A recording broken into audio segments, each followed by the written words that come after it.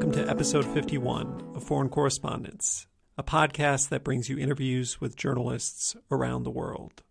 I'm Jake Spring, a foreign correspondent with more than 9 years' experience in Brazil and China. Today I present you with the man, the myth, Graham Earnshaw. Graham has been an independent publisher overseeing a variety of publications over the past couple of decades in China and continues to oversee the publishing house Earnshaw Books.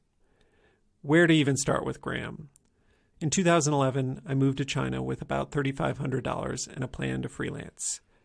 And boy, oh boy, was I in over my head. Lucky for me, Graham gave me a job at his magazine China Economic Review and saved me from moving back to the United States in disgrace. As publisher of China Economic Review, or CER as we all called it, Graham gave a generation of China journalists their first editorial jobs in China, entrusting them with a huge amount of responsibility. The list of CER alumni is long and includes my fellow Reuters colleagues Pete Sweeney and Engin Tam, Jamil Anderlini and Hudson Lockett at the Financial Times, Anna Swanson at the New York Times, and Don Wineland at The Economist. The list goes on, and I'm certainly leaving some people out, including the many, many people who have gone on to success and careers outside of journalism. After working in various roles at CER, I became editor-in-chief of the magazine at only age 26. It was an incredible opportunity. For that, and giving me a job in the first place, I'm in Graham's debt. I do feel the need to mention that many of my colleagues had fraught relationships with Graham. He was the kind of guy who seemed to always speak his mind, and he could be stubborn as hell. I was young and idealistic, and we could sometimes have protracted arguments over things like editorial decisions around sponsored articles and things like that. Or like when I wrote a stock picks newsletter when I fundamentally didn't believe any normal person could make money off of stock picking. Honestly, I look back at this and I can't help but laugh. I try to recall why I felt so intensely and what it was about. It seems like small potatoes these days. But the diversity of feelings about Graham has to be acknowledged, as I'm sure some people who worked for him would take issue if this podcast was purely a glowing hagiography. One way or another, feelings around Graham were intense, but I'll go back to something Pete Sweeney said at his going-away party when he stepped down as editor-in-chief of CER, just as I was joining the magazine. Pete Sweeney appears in episode 23 of the podcast, so definitely go back and check that out if you haven't yet. To vaguely paraphrase Pete, he said that sometimes he would rage and stress about the magazine, but it's just because he cared so much about it. It meant something that he felt so intensely about it, even if it wasn't always positive. It was because we were all so invested in making the magazine. According to Pete, it was better to feel intense than ambivalent. When it comes to Graham, we used to chalk up any issues with him to the fact that you had to be a little bit crazy or a little bit brash, or a little bit of something to take a risky bet like running a magazine in mainland China. But the fact that he made that bet was hugely beneficial for the journalists who worked at CER and got the opportunity to cut their teeth before going off to bigger publications. Suffice to say, in the end, Graham always did right by me. Working for Graham, stories swirled around him. Both Graham and my colleagues would drop into conversations bits and pieces of incredible stories from his biography. I didn't always know what was true, what was hearsay, and what was exaggeration. He was always scoping out new and sometimes sketchy-sounding side business ventures. Back then, maybe I was just too young and didn't have the courage to ask him about his business dealings or some of his crazier stories. But after this conversation, I realized if I had just asked him at the time, he probably would have told me straight up. Now in this episode, we lay out on the record most of his wildest stories. Graham led an incredible life long before he became publisher of China Economic Review. He was one of the first Western journalists allowed into China as a correspondent for Reuters in 1979 when the country was opening up. He will tell you about how he was the first journalist to witness a Tibetan sky burial, observing a body being hacked apart and fed to vultures. He recounts his early reporting on China's democracy wall, when it briefly seemed that economic opening might also bring political and social reforms. He tells us about how he received a leaked copy of the transcript of the trial of a key dissident in the democracy wall era, with one specific detail about it that you have to hear to believe. He also talks about his involvement in starting the music scene in mainland China. I could go on about Graham till I'm blue in the face, so I'll stop there. Without further ado, here's my conversation with Graham Earnshaw, an independent publisher based in China.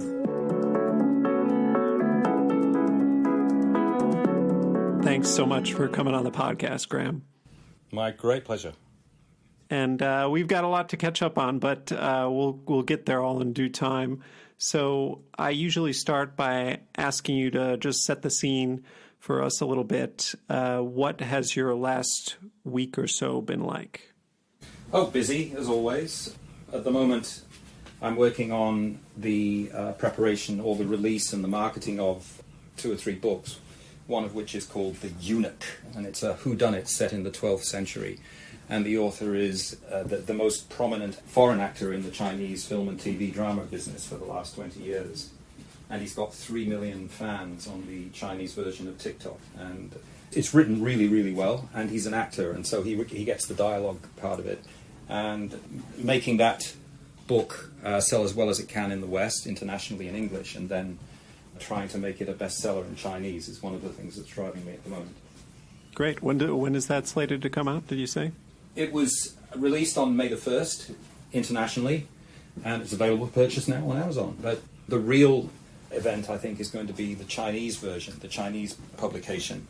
And we've got a Chinese translation of it, and we're going through, the author particularly is going through and fixing it, making sure that it's true to the original meaning. And then we're going to push it out there and see what can be done with 3 million fans as the basis of creating a publishing sensation in the China market.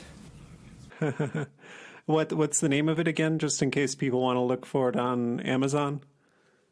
The Eunuch. It's not an autobiography by the author. It's a novel. Gotcha. Well, glad to hear Earnshaw Books is still going strong. So then a major purpose of the podcast is to kind of tell the stories of journalists, and we like to start way back at the beginning. If you could first start by telling us where you're from, so where you were born, a little bit about growing up, and if anything planted the seed early on that got you interested in journalism or media. Yeah, so my brain is basically a journalistic brain, but I have not been a reporter since 1989. I've been an editor, I've been dealing with words, I've been looking at the world from a journalistic perspective, of course, ever since. But my life really, as a journalist, goes back to my father, who was an editor with the Daily Mail in Manchester in the north of England, and then with the Daily Mirror, and then was poached by Rupert Murdoch to help with the start of the launch of Australia's first national newspaper, The Australian, in 1964.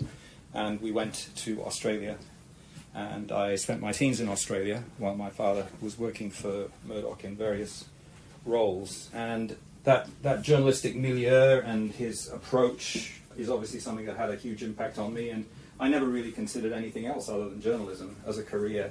My first job was as a copy boy, a phrase which has probably disappeared by now, with the Daily Mirror in Sydney.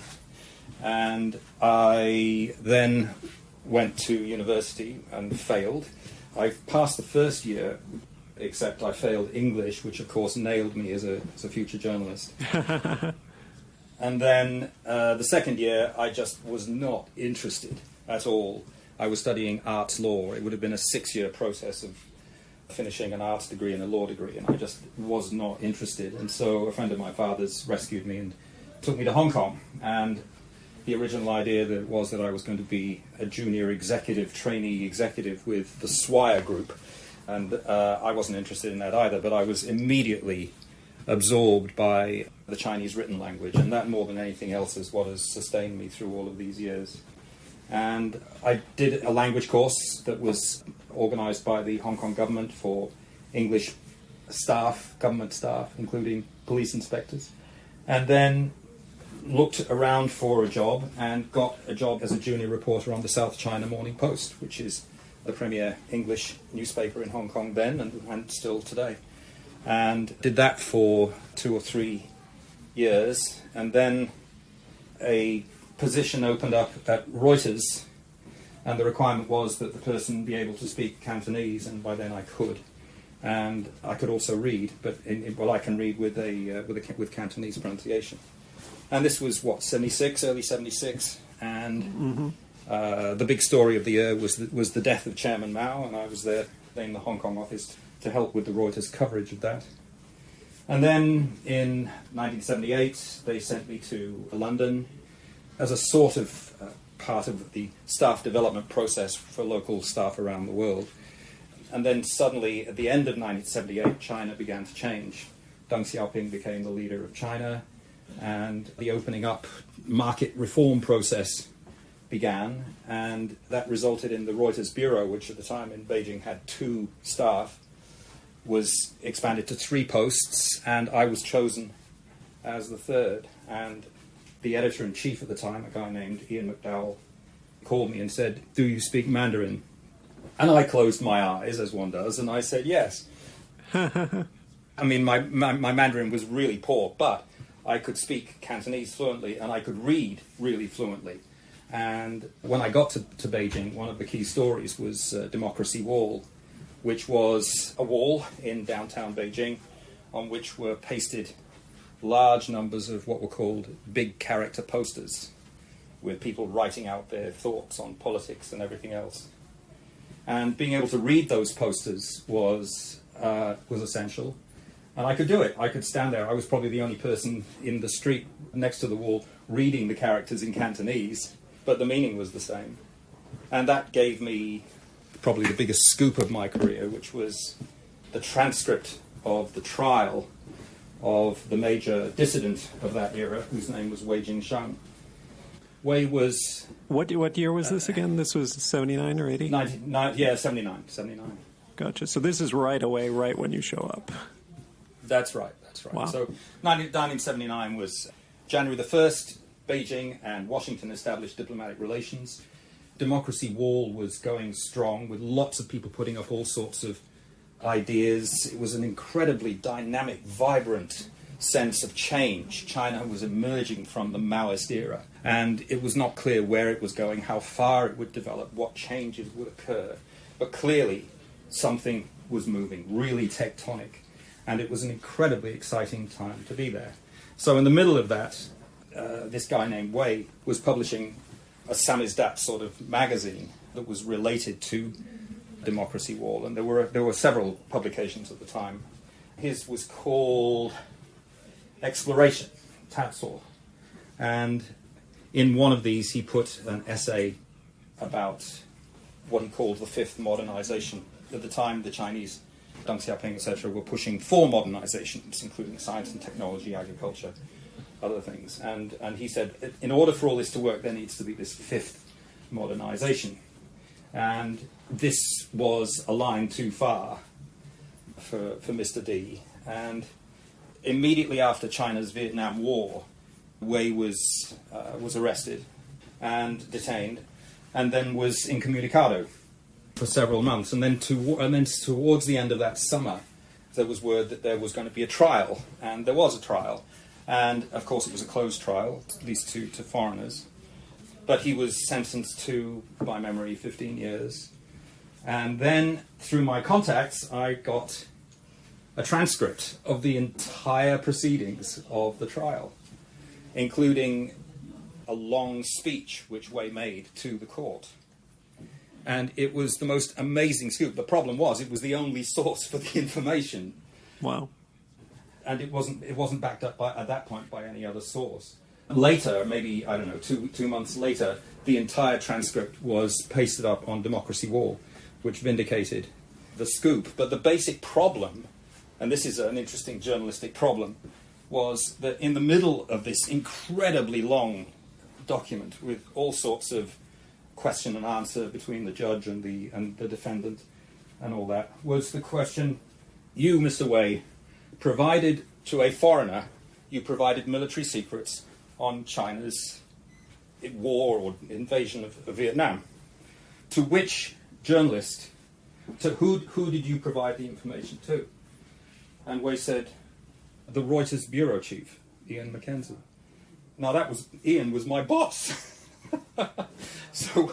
So what do you do, right? I mean, my boss is being named in the trial transcript that I have got as a scoop, right? Nobody else, as being a part of the story. And this raised we had to report it, of course, but this raised all sorts of questions about the motivation. Why was Reuters reporting that its own chief correspondent was being implicated in the trial of the major dissident on the basis of stuff that related to military secrets? I mean, it was just so wacko and off the radar in terms of a story. And my guess is that Ian wasn't involved in any way, in that he never received military secrets from Wei, but that Wei did not like him personally. And in order to protect the journalist to whom he did provide information, or with whom he was closest, who was an AFP correspondent who is now unfortunately passed away, named Francis, he named Ian instead of Francis. And so that was, but that was just an unbelievable story. And at the time, China was right front and center in terms of the world. Everybody was looking at China and wondering about the changes that were taking place. China was not a hugely important economic part of the world. It was completely isolated, even more so than North Korea is today. But it was a story that really resonated. That is, China is changing. And everybody was very curious, of course, about how far it would change. Deng Xiaoping made the cover of Time magazine, which in those days was important, I think twice in that particular year. And there was just this endless stream of stuff in China that was occurring, which made the news around the world. The first Charlie Chaplin movie to be aired in China in 30 years. The first time a Beethoven symphony was performed. Rudolf Nureyev was invited to direct the first performance of a Western ballet for 30 years. I met him behind the stage. It was Swan Lake. And I said, "How much are they paying you?" And he said, "Fuck off."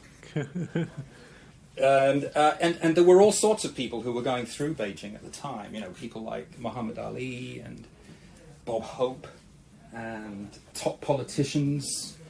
And it was the place to go. And the journalistic team was very small at the beginning. In early 1979, there were 36 foreign correspondents in China, and probably half of them were working for the KGB. They were, allegedly journalists working for, the Soviet Union or other East European countries, but their real job had nothing much to do with reporting in journalistic terms. But the journalists who came in as a result of this massive shift were top individuals, and they were ambitious. They were people on the move in terms of their journalistic careers. And so the people who, I just happened to be there. I wasn't one of them. I wasn't chosen in those terms to be in Beijing, but it's right place, right time is, one of the secrets to life, and that worked for me. And I was one of the few people there who could really do Chinese. And Francis and myself, basically, that was it. And it was just this enormously exuberating mess of activity and possibilities, which was exhilarating. And in those early days, what was getting information like? Were you heavily tracked? Were you followed? Did they try to present you there? Was it a lot of official press conferences where you had to kind of read between the lines, that sort of thing? Oh, yes. Well, reading between the lines is still the basis of Chinese journalism today.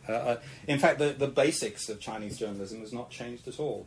And I don't know that China today, or the upper echelons of the Chinese leadership, is any more transparent today than it was in the late 70s. There was a lot more flexibility to information and contacts between outsiders and the insiders in those years, which is now just fundamentally, absolutely impossible. And so there were all sorts of ways in which it was possible to get a sense of what was going on, of what the factional balance was, in a way that is, in spite of all of the technology, is impossible in terms of being monitored. We could hear the listeners on the phone line. And so from the very earliest days in Beijing, there was a very clear awareness of surveillance. There was a famous story which I heard from half a dozen directions at the time, from European people saying that they would talk in an obscure Swedish dialect, and someone would come on the line and say, "Could you repeat that in standard Swedish, please?" There was an awareness on the part of everybody that surveillance was taking place, and there was on the part of the surveillors I don't think that they were particularly embarrassed about it. It was what they did. And, the nature of Chinese society is such that it's to be expected. And so there was no... I believe that on, at least one or two occasions, that apocryphal or allegedly apocryphal story is actually true. In terms of being followed around, of course we were followed around. But then, and we still are, or at least not me now. I doubt if they pay any attention to me when I'm in China. But for journalists... in Beijing, etc., then they're being followed ever more. But it's not by footpads, it's not by people in cars, it's by the mobile phones. They absolutely know where everybody is. As does every government around the world. And basically with technology, if a capability exists, then it will be used. And any government that says they're not using it is lying. The question is the motive, with obvious exceptions to it. I think that the surveillance in the West is generally speaking aimed at stopping the baddies. Right, yeah. One thing before we move on, going back to the democracy wall and the transcript, I remember you telling me that story once before, and I always forget to ask, what happened as a result of that story? You would think somebody gets fingered as a spy and he gets kicked out of the country or something like that, but what were the repercussions of that story? Who? For Ian McKenzie? Yeah, and for Reuters, that's a bombshell. You would think China would be furious. Yes. Well, but they knew that Wei was lying too. Okay. And so there were no implications for Ian, although Ian, and listen, he may still be alive. I haven't had any contact with Ian for decades, but my sense is that his career didn't benefit from it. There was this cloud as a result of it, and he left China pretty soon afterwards, as I remember. Gotcha. Okay. But yeah, wow, that's quite a first big story to get. But there were no implications for Reuters. Life continued in exactly the same way, which is the proof, I think, that they knew as well as I knew that Ian was not involved and Reuters was not involved. That it was Wei just making it up. But you're right. Yeah, it was an amazing start to what was a rocket launch of a journalistic career. And reporting back then, did you was it possible to get out of Beijing a lot? Did you get to see the whole country? Oh, we could go to everywhere that was open, which was like 11 places. And with each place, you had to make an application ahead of time, at least 2 weeks ahead. And to try to drive out of Beijing, every single road going out of Peking city, there was a sign at some point and a guard box which said foreigners not allowed beyond this point without a permit. So that there was absolute strict control on movement. And, of course, the net has been loosened to some extent, but the basic principle is exactly the same today, as I understand it, as it was then. The basic comment that people always make about China is, wow, it's changed so much. The opposite is, in fact, true, I think, that the things that have not changed about China are much, much more significant than the things that have. And so in terms of visiting other places, there were, I think, as I say, maybe 10 or 12 places that could be visited with an application in advance. And I wrote a book called On Your Own in China, which was a book about traveling around China on your own, published in, I think, 1984. And there were already, from 79 on, but into 80, 81, 82, there was a growing number of backpackers, sort of adventurous pioneers, people who'd spent time in the Hindu Kush and Bali, back when Bali was really Bali, who'd just sort of wander off and just deal with the consequences of it. And for Chinese bureaucracy and the police, etc., they had no idea what was going on with these people, but there was money to be made from them at a local level. And so there was the beginnings of a sort of a hostile network that made it possible for them to travel around China, go down to Yunnan, smoke some dope, and lead the hippie life, but in a China context. And they loved it. And China in those days was much more flexible. And so I wasn't able to do any of that stuff, but I was able to document it a little bit. Traveling around China in those days was really extraordinary and wonderful for a whole bunch of reasons. One of them being that the clear differences, the regional variations, were still intact. That is, Kunming was fundamentally different from Harbin. Xi'an was completely different from Fuzhou. because of the cultural background of all of these places. They all had long, long histories. They built up and become what they were. And that is now all gone. Every city in China looks basically the same. And, as a result of a fear of history and also the priority of development, of making money, and, for local officials and local business people, knocking down all the old cities was absolutely priority number one, regardless of the cultural consequences of that. But in terms of traveling around China in the early 80s, it was just fantastic. And people were really interested in seeing a foreigner because they'd never seen one before. And so there was this sense of being a superstar, which has gone now completely, which is fine by me. What I've always wanted is foreigners in China to be treated as just normal human beings. It's the two extremes, either superstar or evil spy, which is just tedious in the end. But but there's that, and also the old China, which was still visible to a significant extent, was fascinating. And in spite of all of the impact of the Cultural Revolution, and of course, before the war, the fundamentals of Chinese society and of the structure, the basic structure of the towns, the cities, and the countryside were still visible. There were still the massive water wheels in the countryside, the water buffalo everywhere. All of the villages and the towns looked basically as they had, 200 years ago. That's not quite true. The biggest change in terms of small towns across China occurred not during the time of the communists, but before that. That is, every town across China used to have a wall around it. And those walls were knocked down after the revolution in 1911, not after the communist revolution. Oh, I didn't know that's when they tore them down. I had always kind of assumed it had happened, sometime after the communist revolution when they were fighting the KMT, but I had no clue. And there are a lot of ways we can go from here, but it's basically a choose-your-own adventure. So I guess take us forward a little bit in time. What are some of the highlights going forward? Do you have any other big stories you remember from that time?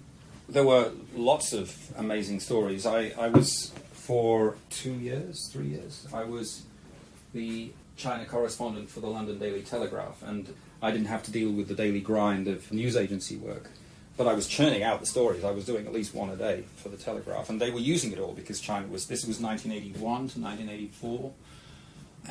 But I also got to travel a lot and do things in a more relaxed sort of newspaper way rather than the news agency way. And there were a number of fantastic opportunities. The one that springs to mind is Lhasa. We went to Lhasa 1981, I think, 40 years ago. And there was myself and a British diplomat who was on the tour named Will Dennis. And we decided that we wanted to go to see the place where the sky burials take place. The Tibetan tradition is that bodies are not buried because the ground is too hard to dig, it's too much hard work.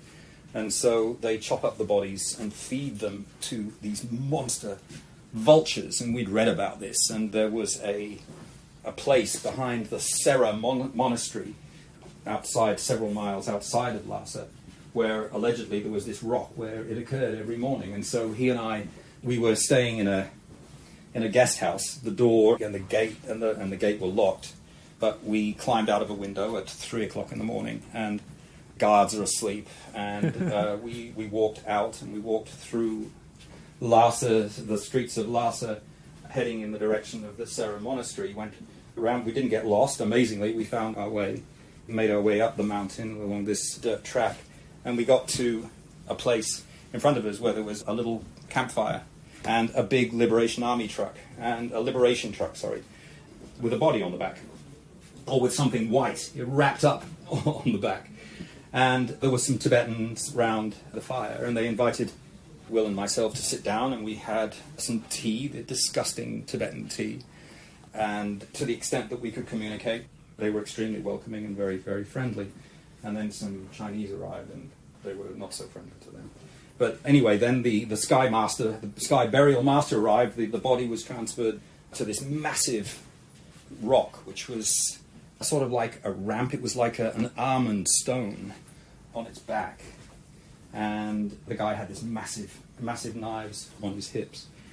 The body was transferred over, and these massive vultures are beginning to congregate on there's an incredibly vertical landscape around this particular situation. And he started to cut up the body, and they drain all the blood out, so it's not a bloody process. And this is all very close. I'm guessing 20 feet, 25 feet, wow. something like that. And we watched them. Then they crush all the bones in these depressions in the rock, and then sprinkle the bits of bone over the meat to feed to the vultures. My understanding is that the belief is that the whole body needs to be consumed by the vultures in order for the spirit to ascend to heaven.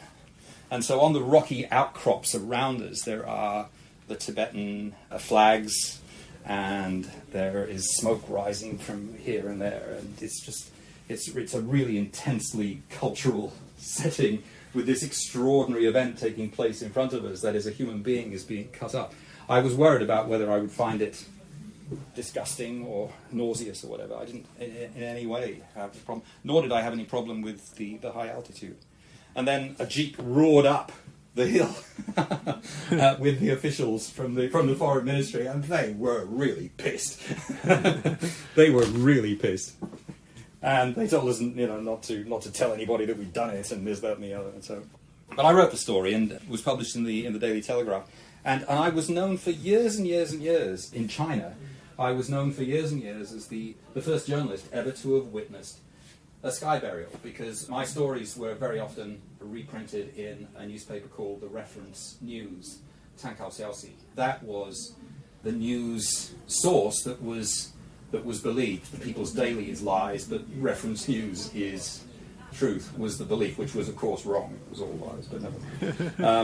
But the last time was probably about 8 years ago. Somebody said, "Oh, you're the guy who reported." I said, "Yes." I mean, that's 30 years ago, for God's sake. It's just unbelievable. But this is all a reflection of how closed China was, and there were the opportunities to do all sorts of things like that, which now, of course, would be just impossible. Just impossible. Yeah. I mean, journalists going to Tibet now they're all very extremely orchestrated trips. I mean, it sounds like, not so different from what they were trying to give you back then, and you just snuck out. Mm-hmm. That's right. We snuck out, yeah. It was great fun. Yeah. I think, sneaking out then was, there was this great fun aspect to it. I don't think there's any fun in doing that kind of thing in China today. Yeah. In terms of the interactions between journalists and, officialdom. Yeah, it's taken a turn for the far more serious, less comic. It's more fraught. I think it's more fraught. There was always that tension there, but it relates to the overall sense of openness and the extent to which we need these people, right? So there was a sense back then that we need the foreign media in order to reflect what is happening to China, to manipulate them by being nice to them. And that was very effective. The whole democracy wall story, just to go back to that one, was manipulation of the Western media by the Deng faction in order to hit out at the other guys within the Chinese leadership. And so Deng Xiaoping would have somebody write, or the Deng faction would have big character posters stuck up on Democracy Wall, which would be reported by Reuters and the other Western media, which would then go on VOA Chinese service and come back into China and be used as a way of bashing somebody or other. These kinds of circles were used then, and I'm sure they're still used today. Right. And I'm curious about access back then. I mean, now I know, you're lucky if you're a journalist to even be in a room with Xi Jinping. I mean, back then, was it possible? Did you ever interview Deng Xiaoping? Did you have any contact with the leaders, or did they still keep you pretty far away? Oh, far more than today. I stood right next to him on one day. I was in the same room as him 20 times, 30 times, I don't know, many times. And so the sense of accessibility of these people was enormous compared to today. Wow. He was very short. Yeah, I was going to ask. And second, it sounds like you reported for a lot of different outlets. What was kind of the sequence of things? No, only two. Oh, well, I was working for Reuters. I then resigned, worked for the London Daily Telegraph, and then Reuters poached me back again to be the Reuters bureau chief in Beijing. And then I was the bureau chief from 85 to 87 in Beijing, which was, again, a time of huge change and questioning and wondering about where all this is going. The head of the Chinese Communist Party was Hu Yaobang. As an Australian diplomat said to me at the time, "It's not who you know, it's who you bang." That's hilarious. You know, he was a man who was very open.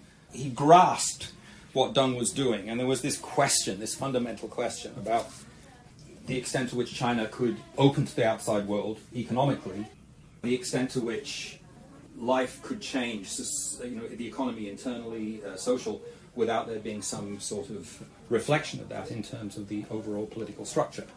And it was Deng's view that there would be no change. But there wasn't clarity on that, and certainly Hu, whose death in 1989 resulted in other developments, clearly believed that the best way forward was some kind of a transition in terms of the political structure. And so it was a time of, again, like 79, but a more developed version of China at that stage, but still this basic question of where are we going? And isn't it amazing that the future is completely open? All the possibilities are out there. And so, again, a time of great promise. Right, yeah. So I was the bureau chief in Beijing, and then I got posted to Tokyo and did 2 years in Tokyo at the height of the Tokyo financial bubble. And in one of the market wraps at the end of one of the days, pulled out of the obscurity of a New Zealand stock report a key phrase which has been used many times since, but which I believe had never been widely used before, which is the description of a slight rise in the stock market as being a dead cat bounce. And I would like to claim credit for having made that, to some extent, an international phrase. You'd pulled it out of a stock analysis report or something from...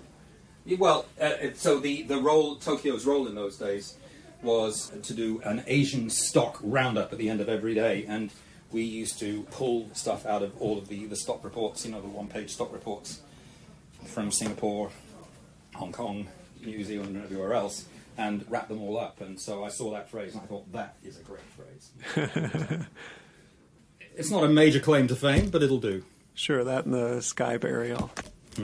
And so you were watching from Tokyo when things kind of came to a head in China in 1989?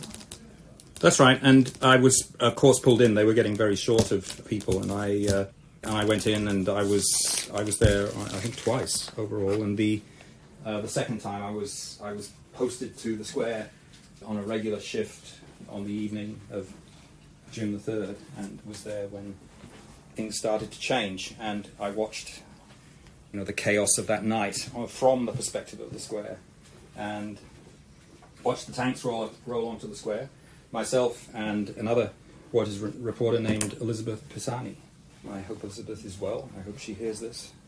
That was an extraordinary evening night for both of us. Elizabeth then went back to the hotel. I think I told her to just go away.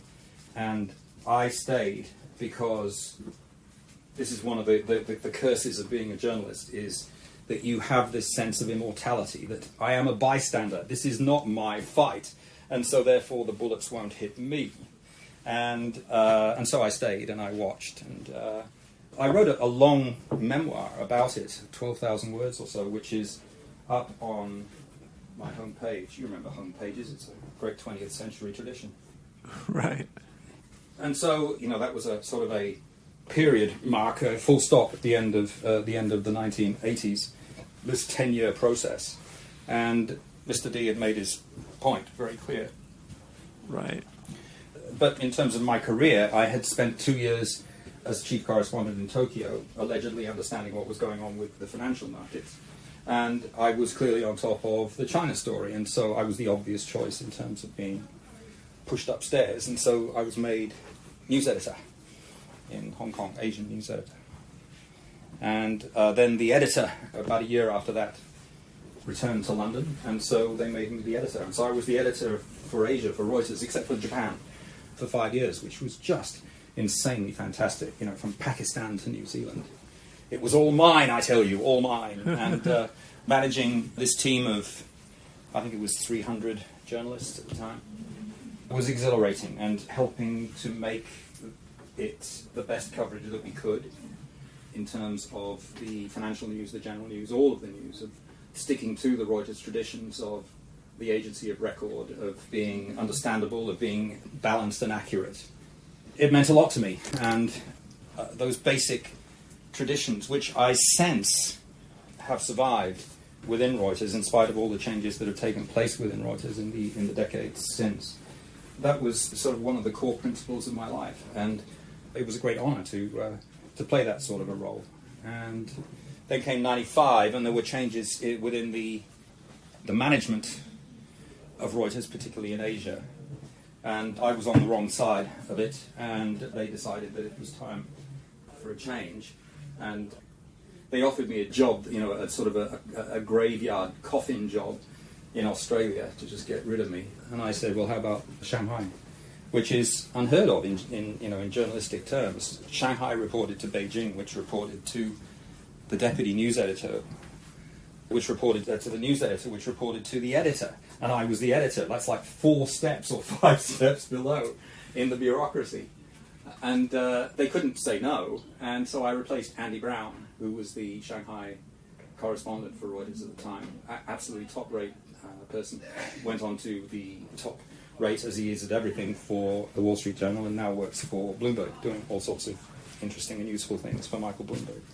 And I spent 2 years in Shanghai as the Reuters correspondent, and there was, again, lots of stuff going on, enormous amount of change, but there was also stuff going on outside in Shanghai, and I took the view, which I apologize for this, I still do to an extent, which is that journalists are people who write about other people doing things. Sure. And I decided that I wanted to do something myself. And there is a passivity to being a journalist. I'm not saying that the role of journalists is useless or irrelevant, but there is doing it and there is talking about somebody else doing it. And so when you talk about something like the question of what is the value of the US dollar going to be in a year's time, or something like where is the Dow going, some question like that, what's the political future of China, whatever the big question is, be very wary of listening to the journalist's answer, because they have no skin in the game.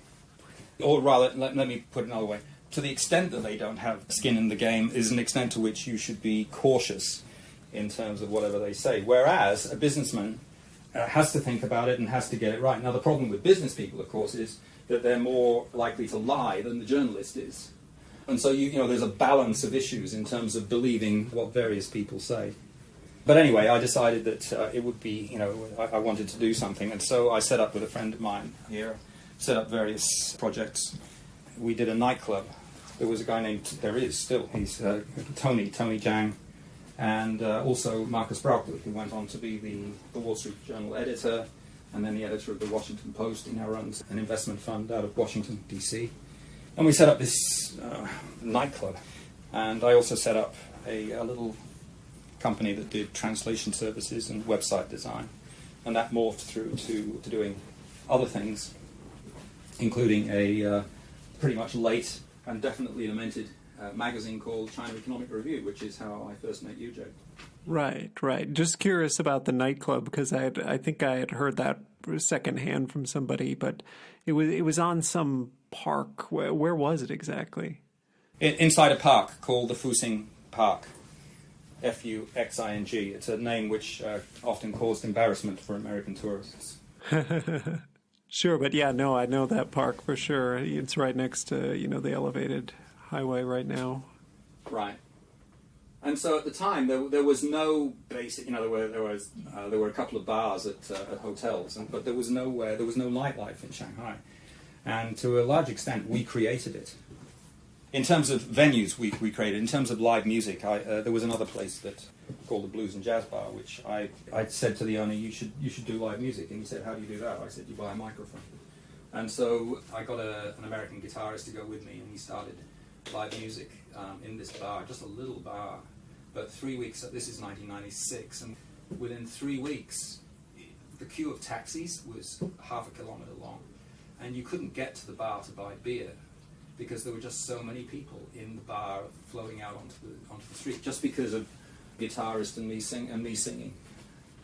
Unbelievable. And anyway, so there was that opportunity. Shanghai was just opening up, and there was an opportunity to do stuff. And so I built this little company. So the translation stuff brought me into contact with a lady named Freddie Bush, who had an agreement with Xinhua News Agency that related to financial information. And she was putting together a venture which was called Xinhua Finance. And she saw the benefits that I brought to it in terms of understanding of China and Chinese and stuff.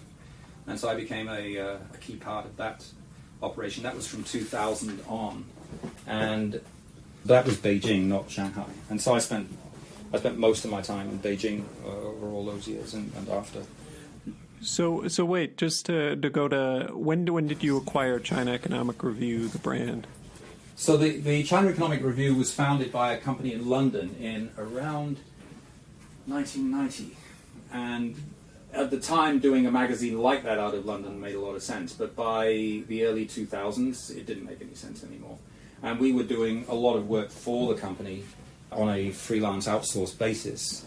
And at some point, I said to the guy, well, how about we buy the brand? And so we agreed on a price, not a big price, and I bought the name, and most importantly, the domain name, ChinaEconomicReview.com, and then sort of localized it and built it in the early 2000s at a time when, one, business magazines were still of crucial importance, and two, China, the Chinese leadership, was playing with the idea of truly having China being integrated into the world. Not just in terms of trade, buying and selling things, but an integration that went beyond that. And so in terms of things like a venture such as that, there was an awareness and an acceptance of it to an extent that would certainly not be the case today. And Xinhua Finance was in the same category. That is, the existence of Xinhua Finance was based upon an assumption about how China would change and develop over the coming years in a way that did not, in the end, happen. But it provided an opportunity to look at China, to report on China, to provide analysis of China from the perspective of foreigners living in China, wishing China well, but having an independent view, an international view of what was happening. That was sort of the idea behind China Economic Review, and also the idea behind Earnshaw Books, which I founded in 2005. And also Xinhua Finance, and also just about everything else that I've done in my life, actually. Creating the bridge, trying to... I mean, I'm not a saint, and I'm not trying, it's not selfless, but I think behind just about everything that I do in this regard, I think there's an effort to try to create a clearer understanding on the part of people outside China of the nuances of what's going on here. And I think that China Economic Review played a useful role in the years that it was there. Yeah. And I mean, we'll get to China Economic Review in just a second, because it was hugely important to my career and to a lot of my peers.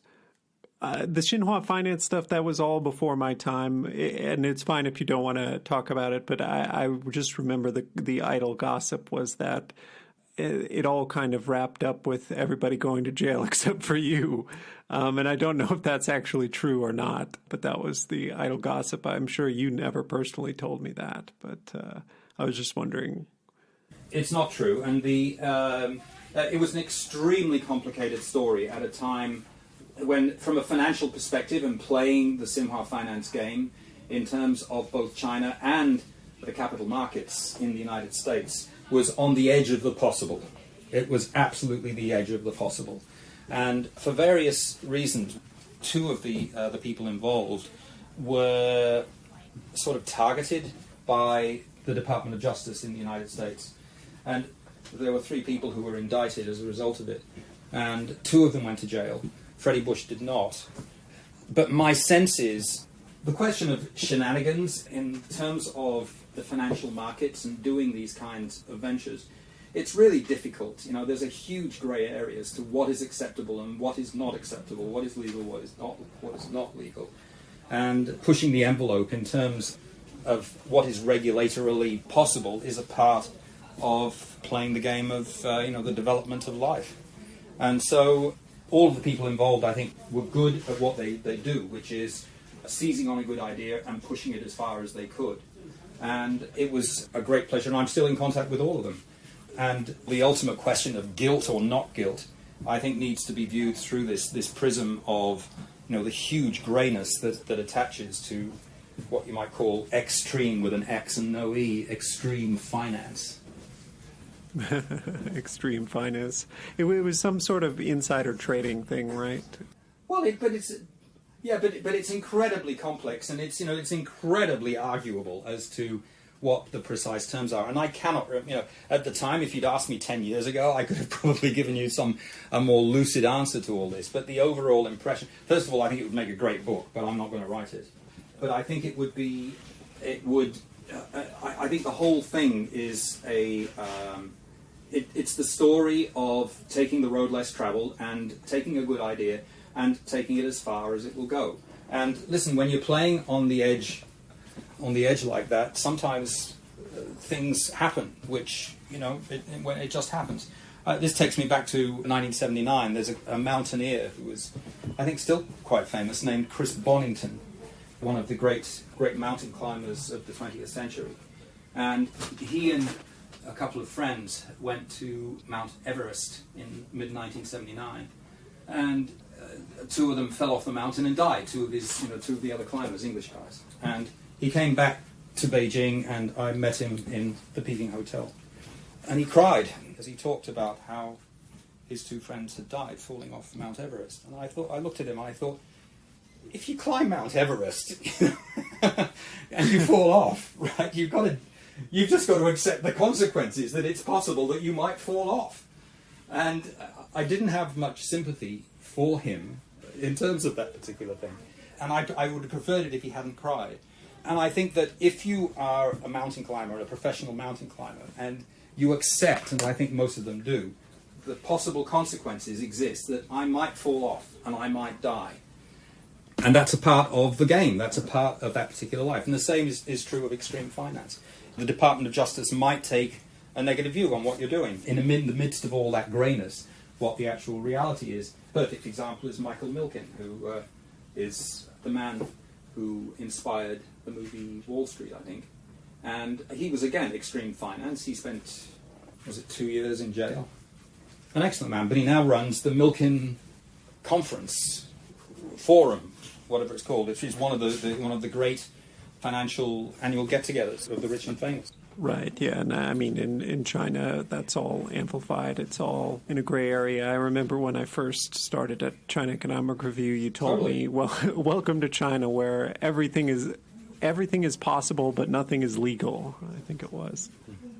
No. Nothing is allowed, but everything is possible. Nothing is allowed and everything is possible, that's it. Right, I wrote a song which is called that, Nothing is allowed, everything is possible. And I think it's original, and I think it's a good line, and also it's helpful that I also think it's true.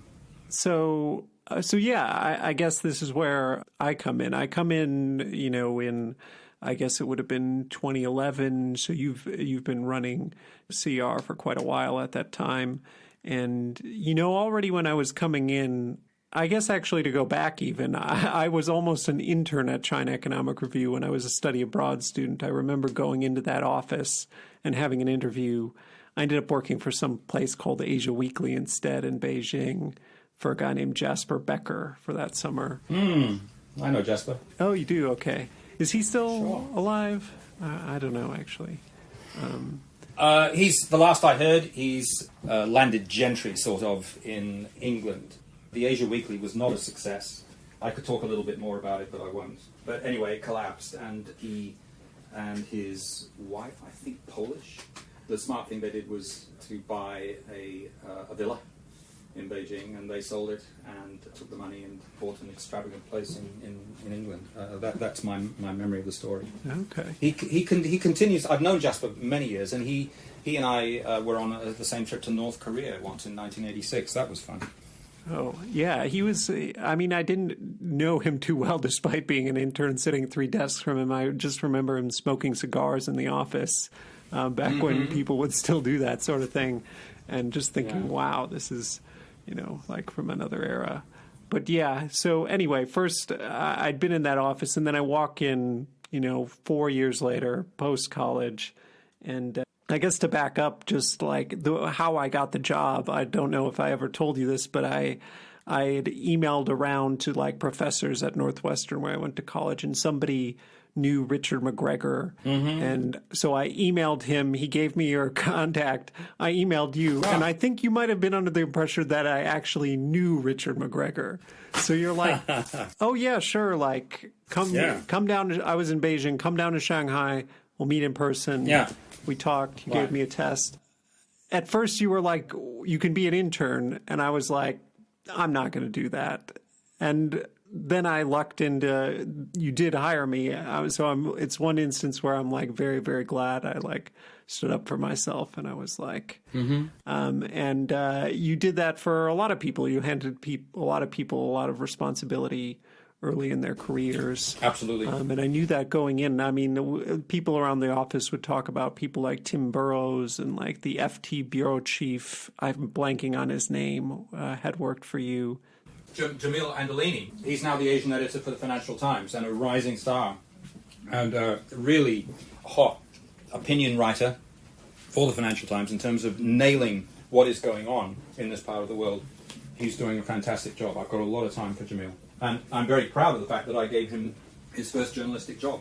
And others too. James King, amongst others, the China global editor for the Financial Times, also the Financial Times. And many others. In terms of everything that I've done over the past 25 years, or more, 30 years, I think the thing that I'm most proud of is the fact that I've been able to be used as a rung by so many people to enhance their careers in various ways. And there's people all over the world, and in all sorts of areas, particularly journalistic areas, who had a first start with me in some form or another. And I'm really proud of that. And yeah, I mean, that was a big turning point for me. I mean, I had moved to China with an idea I would freelance in about $3,000. And I had moved to Beijing, and that was running out quick. And if, I was going to have to make visa runs because none of us were on, I mean, I at least wasn't on a legit visa until I joined CER. Right. And it was really like it was the difference between probably going home in shame or, the career I have today. So absolutely. And I remember I joined, and Pete Sweeney left about a month later to go to Reuters, and kind of the light bulb went off. I was like, I could really do this. I could really make a career of this. That's right. It's leveraging the opportunity. And so in terms of what I've done in the past, I still get people, maybe, on average, God, is it one a week? It could be, on average, saying, can you provide a reference? And of course I always do. But, I mean, the list goes on. Anna Swanson's now with the New York Times. People after me, Hudson Lockett is, I think, at the FT as well. FT. People. Yeah. What does Anna do? She reports on trade for the New York Times in D.C. Okay. Yeah, she's done quite well since moving back to the States. And probably more people I'm forgetting. But, I mean, I do want to say thank you just right up front. I know we had kind of my great pleasure. A contentious relationship at times, but I think it was always contentious but Did we? Productive. I have no memory of that at all. None at all. I mean, I remember like sitting in the middle of the newsroom and we would argue about this or that, about stocks or random walk theory. I look back at that time and I think like, man, I was sure idealistic and confident back then. It's funny to look back on. But I think we would get in arguments, but I think they always had a kind of a productive end, and they weren't destructive. And I mean, my approach on these things is to be animated. I'm a fairly animated person, but I'm not argumentative. I don't believe, or not usually. Some people misinterpret the animation as being aggressive or argumentative, and I don't. That's not the intention. Right. Yeah. Yeah. And I look back on it well. So yeah, what to talk about China Economic Review? I guess, how do you look back on all of that? Well, for me, the most important thing about China Economic Review, from the perspective of today, is the fact that I started walking across China in 2004, and so for many years, each issue, it was a monthly magazine, each issue of the magazine used to carry a column that I wrote based upon my ramblings across China. So the idea of the walk was that every month I would go out, and I would always go back to the millimeter to the last place that I stopped walking, and then continue. And in that way I walked from Shanghai right across China, and wrote a book about it, which is called The Great Walk of China, which is available on Amazon, published by a publisher in Hong Kong. And so it was just like the China Economic Review in a way. It was a way of just doing it, was a way of understanding China more. But the walk, that is walking through the fields and the villages, and the most basic level, was an experience which was unforgettable, which created an understanding for me, an understanding of China, which still has a lot of value, even though China changes very fast, at least on a superficial level. And much of what I saw now, of course, doesn't exist anymore. But nevertheless, if there's a way that I'm going to be remembered, I'd like it to be my music more than anything else, but I think that Guy Who Walked Across China is possibly one of the ways that I remember. It's a very easy way of defining somebody, and it's not untrue. And I've done many talks over the years that are sort of, at least the hook for the talk was the walk across China. And I think you were still in the process of doing it when I was there. So when and where did it finish? Well, it hasn't finished, Jake, and it will continue. But in terms of other priorities and work and physical location and other things, it's been not possible to continue it for a number of years now. The last time I was out, I stopped about 130 kilometers to the east of Chengdu. And my plan remains to get to Chengdu, turn left, and go south by 5 degrees of latitude, and then turn east, and then walk back to the coast. But it's a matter of time, you know. Right, yeah. I can imagine it's very time-consuming. And one thing I want to ask about that, it's fine if you don't want to talk about it.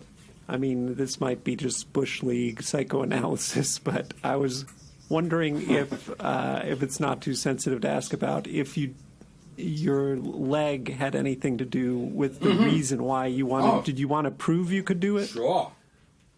Right. So I limp as a result of having tuberculosis of the bone at about the age of 11, and that resulted in my thigh bone, my right thigh bone, and my pelvis being fused. But they did it wrong in England, and they did it wrong in Australia. And they finally got it right in Hong Kong when I was 20 years old. The surgeon who operated on me in Hong Kong was world famous. I got him for $2 Hong Kong a day because I was a sort of a student at the University of Hong Kong at the time. But there was George Wallace, the governor of Alabama, famous racist, who was shot. And this Professor Hodgson was called from Hong Kong to go to operate on Wallace to save his life. Wow.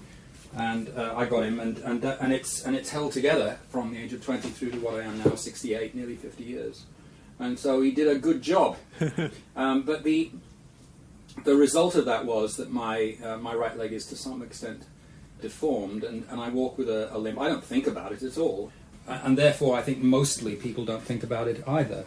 But one of the results is that I can't run and I can't play tennis. And the most important reasons for doing the walk, I think, was to do what I can do, which is to walk. I can walk. And so I said, well, I'm going to walk. I was inspired by a book written by a guy named Edwin Dingle, who was a journalist in Singapore, who wrote a book called Across China on Foot. And he started he took a ship to Shanghai, took a boat up the Yangtze River to Chongqing, and then started out southwest from Chongqing across Sichuan through Yunnan to the Burmese border. In other words, he worked from Chongqing to Burma. And I was sitting in a Japanese restaurant one night reading this, and I thought, that's not walking across China. And so decided the next day to start myself, and went to the Bund on the river in Shanghai and started walking westwards and continued through to where I last stopped.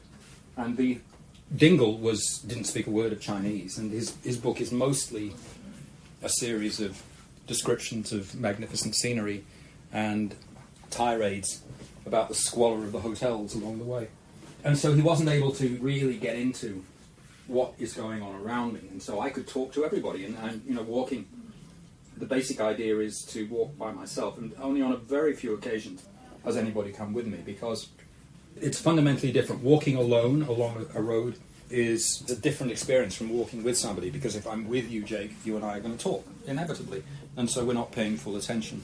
And also, if we meet somebody, if it's just me limping along the road, there's no reason why anybody feels threatened, and they're quite happy to talk to me.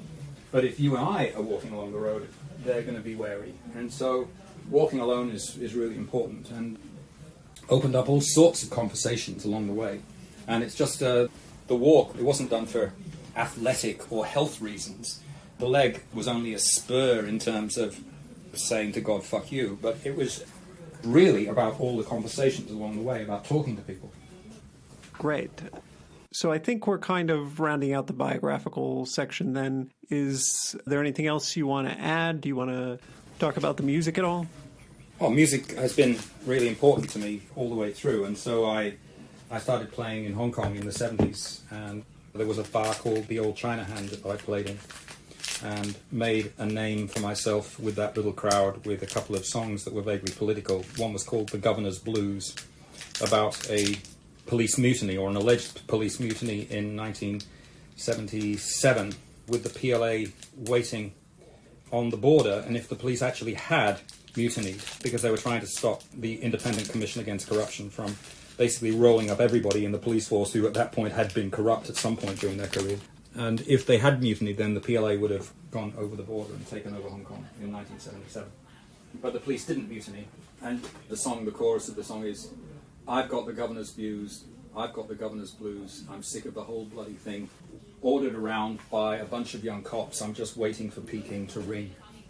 So when I got to China, I used to take my guitar with me on all the trips that I did, and that provided all sorts of opportunities for doing weird and amazing things.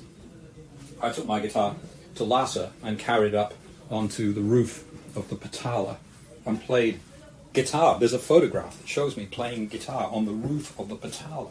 And I always used to say that I played the song Hello Dalai, but it's not true. I actually played Maybelline by Chuck Berry. And there was a KGB agent there as well. I'm sorry, I mean a correspondent for TASS news agency, who also played a Russian song called Tibet, which was nice. And there were many other experiences with that guitar.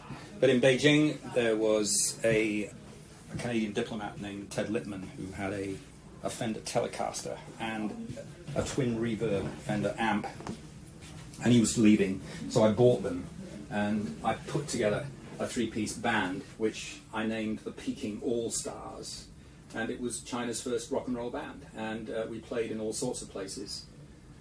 And some of the performances were attended by Chinese people, and the first generation of rockers in China and jazz musicians in China, particularly Cui Jian and Liu Yao, they heard the power of four-on-the-floor rock music.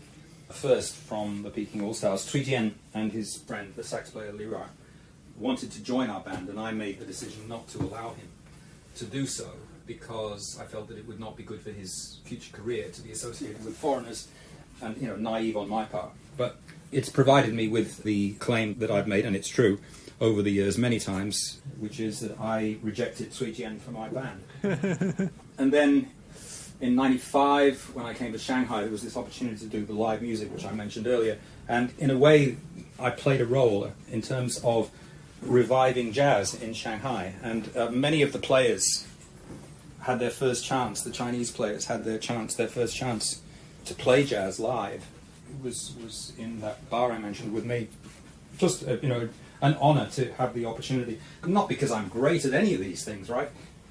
It's just right place, right time. This is the real secret to life. It's not about necessarily. You've got to be able to do stuff at a reasonable level, but you don't have to be a star. The most important thing is, are you in the right place at the right time? And if you are, then you can can create something which has longevity. Definitely true for me. Yeah. Right place, right time is very important. The other thing I wanted to ask real quick that I almost forgot about was just about your relationship to learning languages, because people say to me, for example, oh, you know, Chinese, Portuguese, you must be very good at languages. And I mean, I personally think I'm not very good at languages. I've learned exactly enough to communicate, to talk to people, to have everyday conversations, and then I stop. You know, I'm not somebody who goes in deep and is a, you know, big admirer of. I wish I was engaged with it on this sort of intellectual level, but obviously you've learned Cantonese, you've learned Mandarin. I imagine you learned a bit of Japanese at some point. How do you view your relationship with learning languages?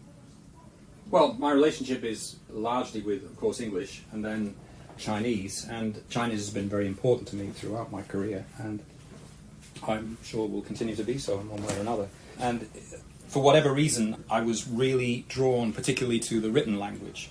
That is, the Chinese language is based upon a pictorial written system. It's not phonetic. It's not phonetic in the way that it uses sound or strokes to indicate, you know, things like A, B, and C to indicate sounds. And the pictorial nature of the Chinese language was something which, written language was something that that was attractive to me right from the beginning. I have no idea why, but it's continued to be a source of huge wonder. Could my Chinese be better? Absolutely, but it's not bad either. I translated a novel. In order to improve my Chinese, I translated a novel by Louis Cha, he died a couple of years ago now, but he created the fantasy world of Chinese people, the sort of Lord of the Rings and Grimm's fairy tales and Harry Potter and Hans Christian Andersen and everything else, all thrown in together. That is the contribution of Louis Cha. His Chinese name is Zhao Liangyong, or in his pen name, Jin Yong. And he wrote 18 books, I think is the number. And the characters and the situations in that, they were all sort of vaguely kung fu-ish. They were written in the 60s and 70s. And translating that book, it was again something which it was published by Oxford. My translation was published by Oxford University Press. And so that, again, provides me with huge credibility. I can say that I rejected Cui Jian from my band, and I knew Jin Yong, and I translated a book which was published, one of his books published by Oxford University Press, and that gets wires from the audience. Now, translating a book is actually not all that difficult. You just start at the first page, first line, first word, and go all the way through to the end. In other words, persistence is the key here rather than anything else. In my case, I was very lucky to know him, and he said, call me anytime if you have any questions, and I did, because that was just so amazing to have the opportunity to do that. And I got to know him very well. And the transcript of the trial that I mentioned at the beginning of this was published by Mr. Cha in a new he just launched a new magazine called the Mingbao Monthly. This would have been in 1979, 1980, and I passed to him the full transcript document, and he published it, and that was a huge scoop for the Mingbao. I then, well, after he published it, said, "Can I have it back, please?" He said, "Oh, I flushed it down the toilet." I said, "What?" He said, "I thought you'd want me to do that." I said, "No, I did not want you to do that." That's funny. And the process of translating, doing something like that, is of enormous help in terms of improving the level of one's ability in a language. And so, you know, the start on the first page, my Chinese was pretty terrible. At the end of the book, I could read through its stuff, you know, just like a breeze. It was just dead easy. That's a great way to learn. Okay, so next up is the lightning round. Faster paced questions. Feel free to answer at whatever length you want. Expand, don't, doesn't matter. Feel ready? Let's give it a try. Okay, so the first is, what is a must-read publication that you look at almost every day? I guess Google News doesn't count. I'd say of all the publications out there, I think the Financial Times is doing the best job in terms of reporting China. And also the wider world as well. I think if there's a publication which is nailing it in a way that feels balanced without fear or favor, I think the Financial Times is doing it. And then what is a publication you something vaguely journalistic in nature that you get more of pure enjoyment just out of reading it or consuming it, rather? Could be any medium. I watched the New Yorker magazine with great interest. I find a very large number of items in there that are worth reading, that are worth spending time on. They are superior. If journalism is described as something which is explaining the world in a way which is colourful and approachable, then I think the New Yorker does it better than anybody else. And then what is the best journalistic article, piece, again, whatever medium, that you have consumed recently? And recently can mean whatever you want it to mean. So in terms of the stories that I've read, I think that David Barbosa is doing a great job in terms of The Wire. And Jamil Andolini's latest piece on the Stockholm Syndrome, I think, is a superb piece of opinion journalism. I'll have to look for that. I feel like this one might be up your alley. If you had to trade places with one journalist, living or dead, and you would have their career, who would it be? In many ways, George Morrison is the obvious answer to that. He was the Times correspondent in Peking during the Boxer Rebellion. And he knew that journalists were just people who were writing about other people doing things, but he also wanted to do stuff. Unfortunately, he ended up getting heavily involved in Chinese politics, not necessarily on the right side. But George Morrison is an extraordinary guy, and there's a biography of him which is well worth reading. And when he was right at the start, when he was early 20s, he walked across Australia by himself.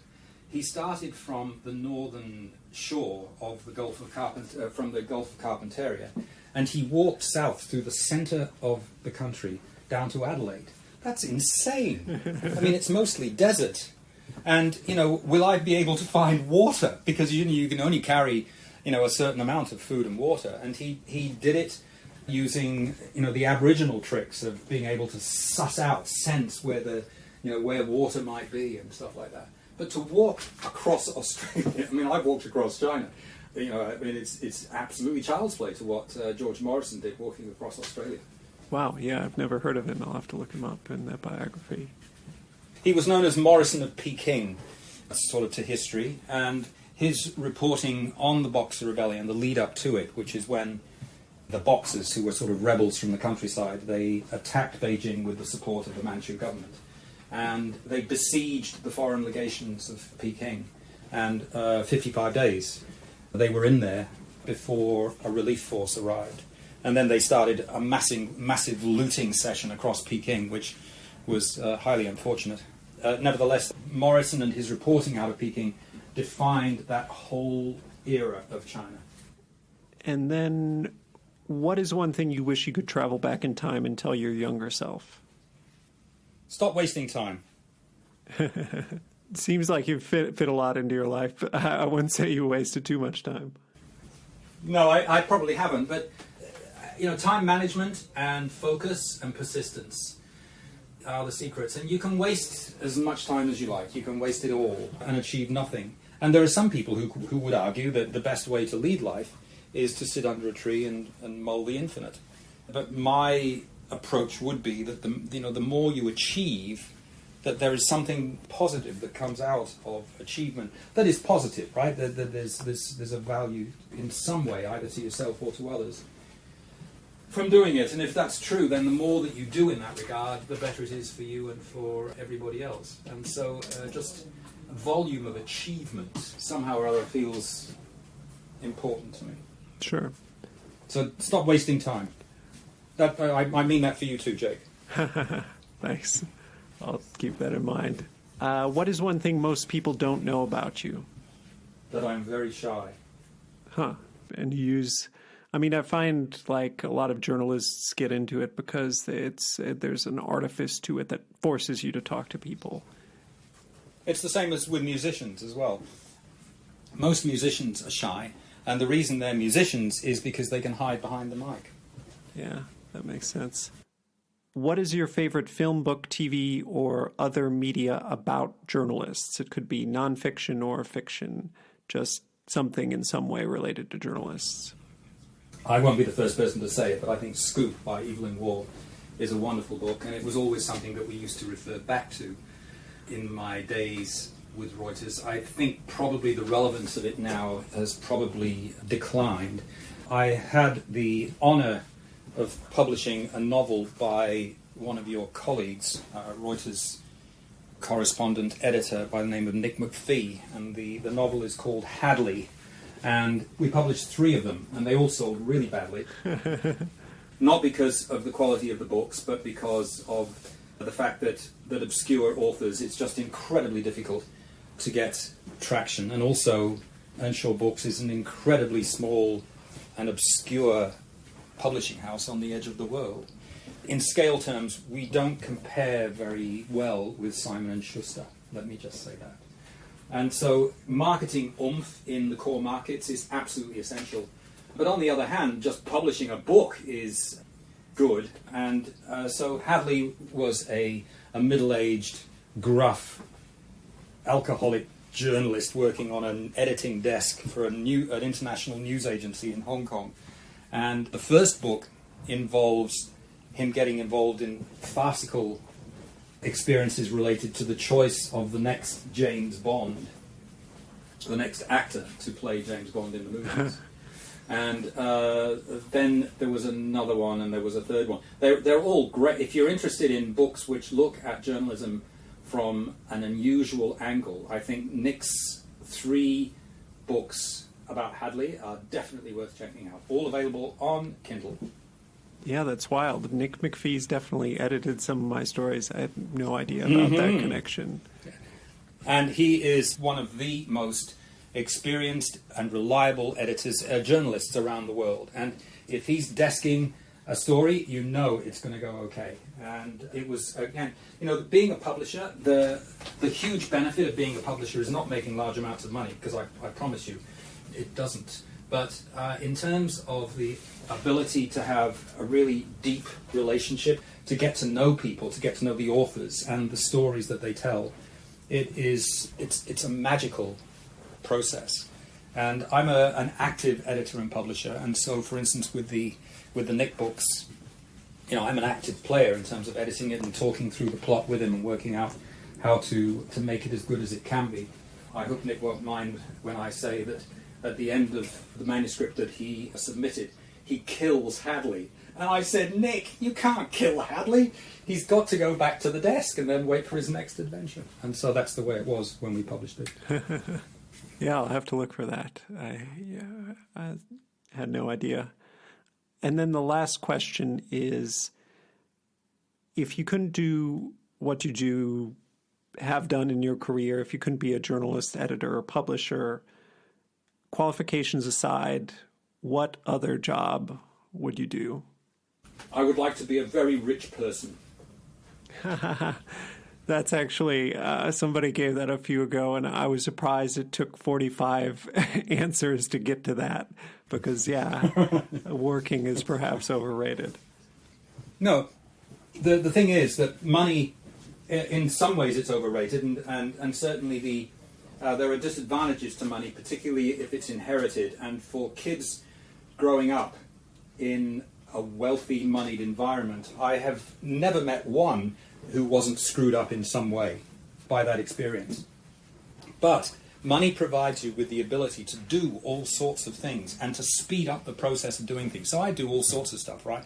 But if I had just a few million extra, if I had just a few million, I mean, there's all sorts of things that I could do. I've got the energy and I've got the ideas. What I lack is the capital.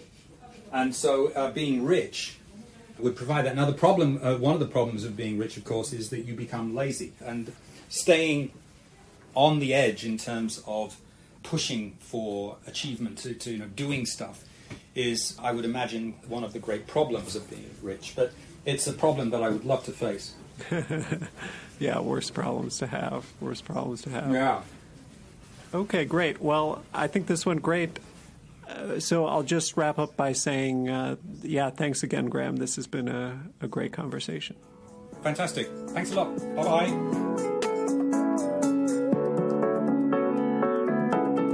That's our show. Thanks for listening to my conversation with Graham Earnshaw, an independent publisher in China. I'll post links to some of the things Graham talked about in the podcast description and also on our show page. foreignpod.podbean.com. If you like the show, please subscribe to it in Apple Podcasts, Stitcher, Spotify, YouTube, or wherever you get your podcasts, and give it a rating. Beyond that, it would be a huge help if you also write out a review saying what you think about the show. It helps get the podcast more attention. Follow or tweet at me on Twitter at @foreignpod. On Facebook, our page is facebook.com/foreignpod. Above all, if you know someone who might like the podcast, please recommend it to them. The show is produced and edited by me. Our music is a track called Love Chances by Mackay Beats. There's more information on that in the podcast description and on our show page. Please look for the next episode to be posted on Sunday, July 4th. Until then, I'm Jake Spring, and this is Foreign Correspondence.